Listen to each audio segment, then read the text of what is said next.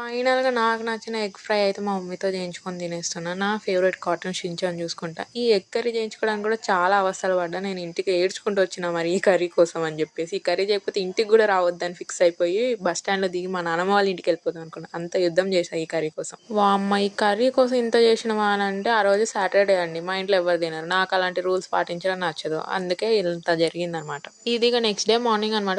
పొద్దున్నే మా స్నూపీ అరుపులతో నిద్ర లేవాల్సొచ్చింది. ఏందబ్బా అని చూస్తే ఈ పొట్టోడు ఇంత పొట్టిగా ఉండి మిగతా కుక్కల్ని భయపెట్టిస్తున్నాడు చూడండి. మా ఇంటి దగ్గరికి కూడా ఏది రానీయకుండా చూసుకుంటుండు. అయి ఎళ్ళిపోయినాయా లేవా అని కూడా మళ్ళీ రీచెక్ చేసుకుంటుండు. ఓకే.